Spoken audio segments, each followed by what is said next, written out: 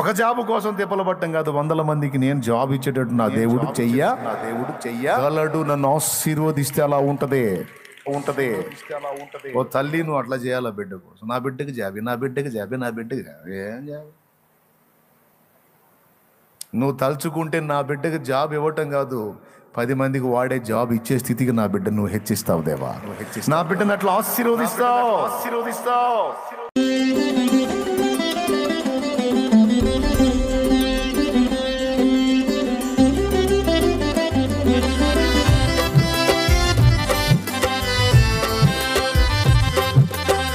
Job పొందాలనుకుంటున్నావా, జాబులు ఇవ్వాలనుకుంటున్నావా అని అడుగుతాడు. ఏం చేయాలనుకుంటున్నాను? ఆత్మీయతలోకి అంతస్తు చేరిన వాడికి ఇంకా ఈ విషయాలు ఇట్లా ఉంటుంది ఆలోచన. ఒక జాబు కోసం తిప్పలు పట్టం కాదు, వందల మందికి నేను జాబ్ ఇచ్చేటట్టు నా దేవుడు చెయ్యగలడు. నన్ను ఆశీర్వదిస్తే అలా ఉంటది.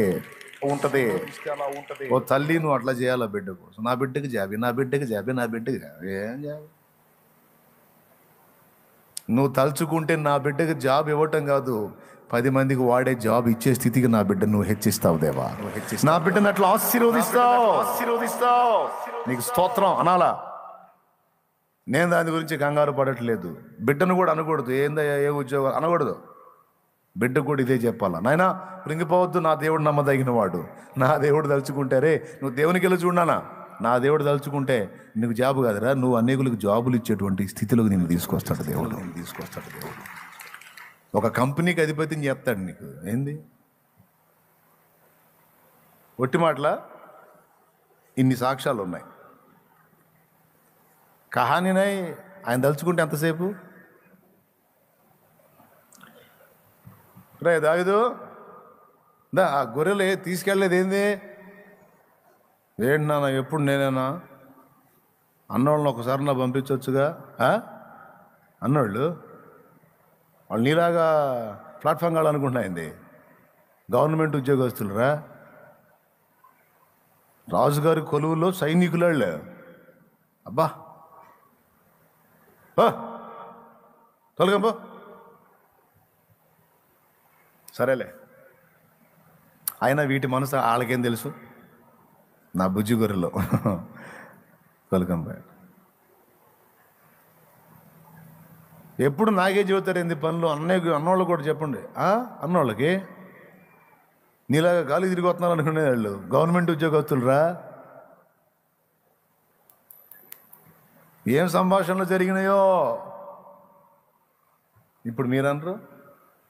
ఏంటమ్మా అక్క కూడా చెప్పొచ్చుగా, అక్కగా చెప్పేదండి. నీలాగా ఖాళీ పీలి ఉన్నాయింది, ఉద్యోగం చేస్తుంది అమ్మాయి, కష్టపడుతుంది. సరేలే,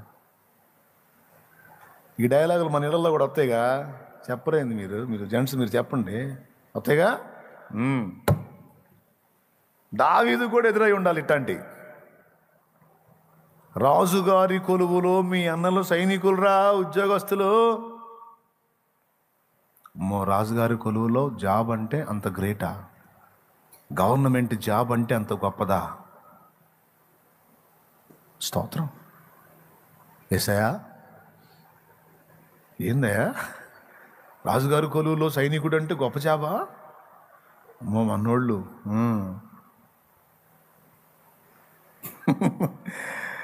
మరి దావీదు ఏం చేశాడు? దావీదు, నువ్వు అట్టుండ్రా, వాళ్ళు గవర్నమెంట్ జాబ్ వాళ్ళు, నేనేమో ఎడారుల్లోకి వచ్చి వేణం ఇచ్చుకుంటున్నా సితారా. పచ్చిక గల చోట్ల తండ్రి, మన వాళ్ళని గవర్నమెంట్ జాబ్ ఉద్యోగస్తులు చేసావు, నన్నేమో గొర్రెలు కాసావండి అన్నాడా? కొంతమంది ఏం ఏడిసినా ఏడుతుంటారు. వాళ్ళతో పోల్చుకొని వీళ్ళతో పోల్చుకొని, వాళ్ళకి అంత ఇచ్చా వీళ్ళకి ఎంత ఇచ్చా, నాకేంది నన్ను ఎత్తినా అని ఏడుతుంటారు కొంతమంది. పిచ్చి మాలోకాలు అదిలే. ఆయన నీకు ఎప్పుడో ఇచ్చేసాడు అంతే. ఇంటికి పోయి పాడుకుండే. ఇంట్లో వాళ్ళు గవర్నమెంట్ జాబ్ చేసే వాళ్ళని ఒక రకంగా రెస్పెక్ట్ చేస్తారు, బలాదురు తిరిగే వాళ్ళని ఒక రకంగా రెస్పెక్ట్ చేస్తారు. అవునా? రైట్. వాళ్ళ విలువ వేరు. గవర్నమెంట్ జాబ్ వాళ్ళు ఏందనుకున్నాయింది, సెంట్రల్ గవర్నమెంట్ జాబ్ ఇంకా ఫోర్సు. అమ్మ బాబోయ్, స్తోత్రం. ఆ, వీధిలో వాళ్ళు కూడా వాళ్ళని రెస్పెక్ట్ చేస్తారు. ఖాళీకి తిరిగి ఉన్న లెక్క జరుగుతుంది. అదే ఫ్యామిలీలో మెంబర్ అయినా సరే, ఏదిరా నీకే రాలేదా, విన్నాళ్ళం గవర్నమెంట్ జాబ్ వాళ్ళతో ఏం గొర్రెలు కాసుకుంటున్నాడు, రా బయటరా, అరే తురే భాష వాడతారు. జాబ్ హోల్డర్ని అయితే సన్మానం వేరు. మరి ఏమైంది ఇప్పుడు దావీదు చరిత్ర? అది అది అది ఆధారం చేసుకొని నేను చెబుతుంది నీకు. ఉద్యోగం కాదమ్మా, ఉద్యోగాలు ఇచ్చేటట్టు చేస్తాడని చెప్తుంది. అది నేను చెబుతుంది. ఉంది బైబిల్ ఆధారం. చేయడా? ఎంతమంది నమ్మకం తమ్ముడు? గట్టి చేతులు ఎత్తండి. అయిపోయింది కోటం. చెల్లి నమ్మకం ఉందిరా? మరి ఎందుకురా ఏడుస్తావు, కుమిలిపోతావు, కృంగిపోతావు, దిగజారిపోతావు? ఎందుకురా? తల్లి నీ బిడ్డలను అలా చేయడా? ఆత్మీయతలో పిల్లకాయలాగా ఉండవాకు, కాస్త ఎదుగు. చూడు, పెద్ద ఆయనకి వెళ్ళి చూడు, ఒక చూపు చూడు, అటు చూడు, వాళ్ళకెళ్ళి వీళ్ళకెళ్ళి కాదు చూపులో, చూడాల్సిన వాడికి వెళ్ళి చూడు. నువ్వు వాళ్ళు దీవించబడ్డారు, వాళ్ళకి జాబులు వచ్చినా స్తోత్రం, మంచిది. నీ బిడ్డను కూడా ఆల్రెడీ దీవించే ఉన్నాడు అనుకో, నీ బిడ్డకు కూడా అదే భరోసా ఇవ్వు. నాకు తెలిసి దావీదు వాళ్ళ అమ్మ చెప్పు ఉండొచ్చు, ఎందుకంటే నీ సేవకురాలి కుమారుణ్ణి అన్నాడు. వాళ్ళ అమ్మ చెప్పు ఉండొచ్చు, నాన్న అన్నోళ్ళేం గవర్నమెంట్ జాబ్ వాళ్ళు అంట, రాజుగారి కొలువులో వాళ్ళు సైనికులు అంట, నేనేమో గొర్రెలు కాసేవాడిని అంట. ఏందో వర పిచ్చోడా, మొఖం వేలాడేయటం కాదు నాన్న. ఆ రాజు ఎవరో తెలుసా? గాడిదలు పోతే వెతకపోయినోడురా. మీ అన్నయ్యోళ్ళు కొలువు చేసే రాజు ఎవరో తెలుసా? బెన్యామీను గోత్రీకుడు కీషు కుమారుడైన సౌలు. అతని పూర్వపు స్థితి తెలుసా నీకు? గాడిదలు కాసేవాడురా. అన్నయ్యోళ్ళకి అందులో కొలువు వచ్చిందని అట్టెట్ అంటారు అంటున్నావు. గాడిదలు కాసేవాడిని రాజుని చేసినాడు, గొర్రెలు కాసే నిన్ను కూడా చేస్తాడు. నా దేవుడు రా, నా దేవుడు రోషం గలవాడురా. దావీదు నువ్వు ఆయన మీద మనసు పెట్టరా, ఆయన ఎందుకు భయభక్తులు కలిగి ఉండురా, ఆయన్ని ప్రేమించు, ఆయన్ని సేవించు. ఆయన పిచ్చిలో ఎల్లుండు అంతే. ఆయన లోకంలో ఉండరా నువ్వు. ఆయన ఎలా చేస్తాడో చూడు. ఆయన ఏదో చేయాలని చూడవాకు నాన్న. ఆయన గొప్పోడురా అంతే. ఆయన గొప్పోడు. ఆయన ఇచ్చిన ఈ పైన గొప్పోడురా. ఆయన ప్రేమించరా. తమ్ముడు సూపర్ మాట కాదు, పట్టేసుకున్నాడు ఆ మాట. అమ్మా అంతేనా? అంతే. సరేమ్మా, సరేబా, నేను గొర్రెలు కాసుకుంటా, ఎదవనే పోనీ పర్లేదు.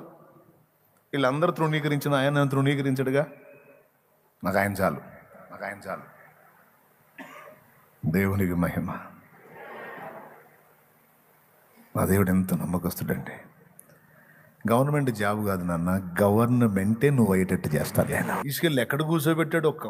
ఒక్క చిన్న రాయితో దావీదు చరిత్రను తిరగరాశాడండి ఆయన. అమ్మ బాబాయ్, అసలు ఏంది ఆయన? ఒక చిన్న రాయి 5 రాళ్ళు ఎరుకొని సంచిలో వేసుకుంటే 4 రాళ్ళకు పని లేదు, ఒక్కటే రాయి అవుట్. ఒక దెబ్బకి గొర్రెలు కాసి ఓడిపోయి సింహాసనం ఎక్కేటట్టు అయిపోయింది. ఎంతసేపు సోదరా, ఆయన తలుచుకోవాలే కానీ, ఆయన ఒక చూపు చూడాలే కానీ. ఎంతసేపు నాకు లేదు ఈరోజు, నాకు లేదు కాదు.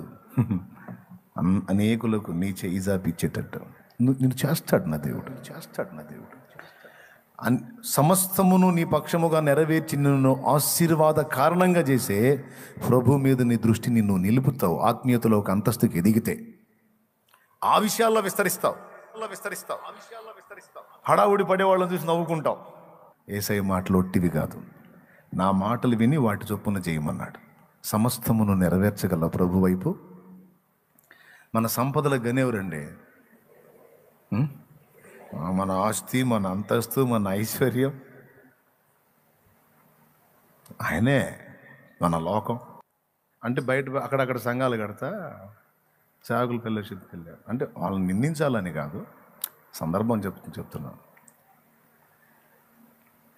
సభ్యత్వం కట్టవాకు నువ్వు అన్నారు. అంటే ఒక 20 రూపాయలు 30 రూపాయలు ఉంటుంది, అందులో నేను ఒక సభ్యుడిని అంటానే సభ్యత్వ రుసుమని ఉంటుంది. ఎందుకు వెళ్ళిన ఆ రోజు కూడా ఆర్ఆర్కే మూర్తి గారు వస్తున్నాడంటే పెద్ద ఆయన దగ్గరగా చూసినట్టు ఉంటుంది, వాక్యం విన్నట్టు ఉంటుందని సేవకుల మీటింగ్లో వాక్యం చెప్పడానికి వస్తున్నాడంటే వెళ్ళా. వాళ్ళు సహోదరులు నీ ఇష్టం వచ్చినప్పుడు వస్తాను, కట్టవాక సభ్యత్వం అన్నారు. అక్కడ రాసే వ్యక్తిని కట్టించుకోదయా అన్నారు. వస్తే నువ్వు క్రమంగా రావాలా, నీ ఇష్టం వచ్చినప్పుడు అంటే కాదన్నా నేను సేవకు బయటికి వెళ్తాను, మాకు లేవా అంటే కుదరలేదన్నా నేను వేరే ఊరికి వెళ్తా ఉన్నాను, కొంచెం కొన్నిసార్లు అవకాశం దొరకట్లేదు, అందువల్ల ఇంకా కట్టరాగను. టెన్షను, కట్టకపోతే ఆడు కూర్చోవడం మర్యాద కాదు, కట్టించుకోవట్లా ఏం అక్కడ కూర్చుంటే ఏమంటారు. కాసేపు నిలబడ్డా, ఏం మాట్లాడలా. కొన్ని సంవత్సరాలు అయింది, బాధేసింది, అవమానంగా ఉంది సేవకుల ముందు.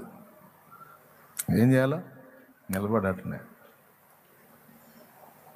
కాసేపటికి మళ్ళీ ఆయనే పాపం వచ్చి ఈయన కాదండో ఈయన అనుకున్నారు, మా బ్రదర్ ఉన్నారులే.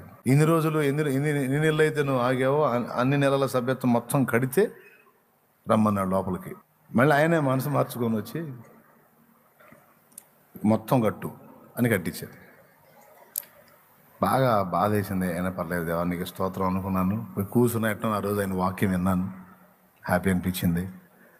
కూటం అయిపోయిన తర్వాత ఏదో పెద్ద ఆయన గుర్తుంటుంది, పెద్ద ఆయన ఫోటో తీసుకుని ఎట్లా అవకాశం దొరికిందో ఫోటో తీసుకున్నాను, ఉంది ఎక్కడ ఉంది, అది అయిపోయింది. బైబిల్ తీసుకొని నడుచుకుంటూ వస్తున్నా, బాధ వేసింది. దేవా ఏంది నాయన ఈ పరిస్థితి, మళ్ళీ పోతే మళ్ళీ ఏమంటారు. స్టార్టింగ్లో దేవుడు కృప, ఓకే, ఒక ఫెలోషిప్లోకి, ఒక సేవకుల కమిటీలోకి నువ్వు స్వాగతించబడలేదు, తృణీకరించబడ్డావు అనే ఫీలింగ్ నీకు ఉంది కదా, డోంట్ వరీ. సేవకుల సమూహంలోనికి నిన్ను రానిచ్చే విషయంలో అభ్యంతరపడ్డారు కనుక నిన్నే ఒక సమూహంగా నేను చేస్తా, ప్రశాంతంగా వెళ్ళిపో.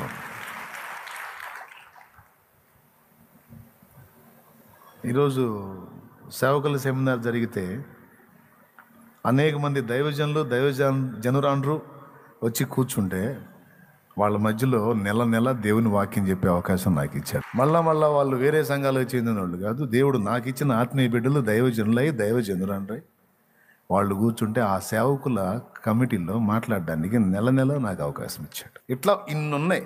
పిల్లకాయల్లాగా కృంగిపోవటం, కుమిలిపోవటం, వాళ్ళ మోకాలు ఏళ్ళ మోకాలు చూసి దిగజారిపోవటం, నిరుత్సాహపడటం తీసవతల పెట్టాలా. ఆయన తలుచుకుంటే ఎంతసేపు, నేను ఆయనకెళ్ళే చూస్తున్నా, ఏ విషయమైనా అంతే.